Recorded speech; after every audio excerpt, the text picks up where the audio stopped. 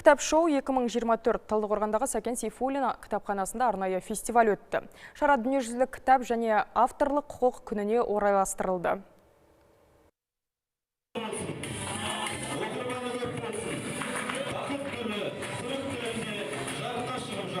Кітап шоу 2024 фестивалінің мақсаты біреу.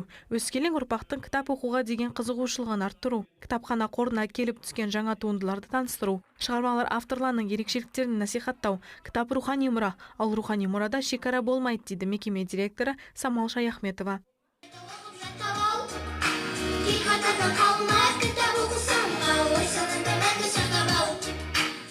Қазақстан Республикасының ұлттық кітапханасының бастамасымен халықаралық кітап және авторлық құқық күніне орай кітап шоу 2024 кітап фестивалі ұйымдастырылып жатыр.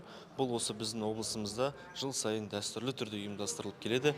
Ақын Қазақстан Жазушылар одағының мүшесі Гүлбақыт Қасен апайымыздың Бақыт гүлі деген түрік тілінде жарық көрген кітабының тұсауы кесіледі.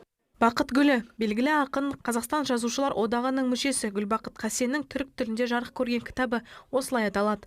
Ақынның сыршыл өлеңдері нәзіктігімен, өмірге тән шынайылығымен, ұйқас шығармашылығымен ерекше. Мазмұн қырлары сан алуан. Сонысына қарай қандай да оқырманның көңілінен шығармалары түркі жұртынан да өзге оқырманын табар анық. Жиналғандар өлеңдердің тереңдігіне тамсанды.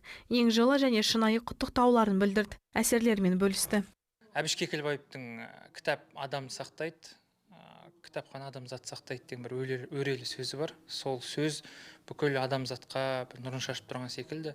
Бүгінгі фестиваль, кітап фестивалі несімен құнды? Өйткені осы өңірдегі ақындарды кітапхана ұжымы жастарға танытып жатыр.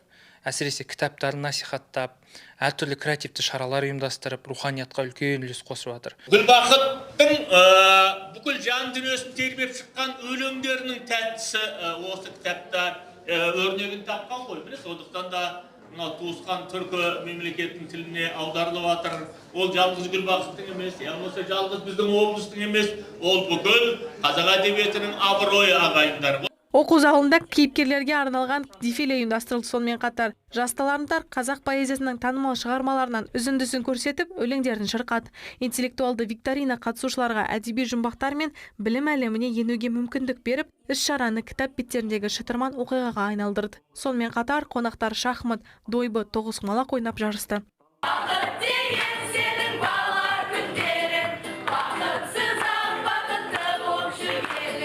Аянуар қызы Бағдаулет Бағдатұлы, Жетісу телеарнасы, Талдықорған.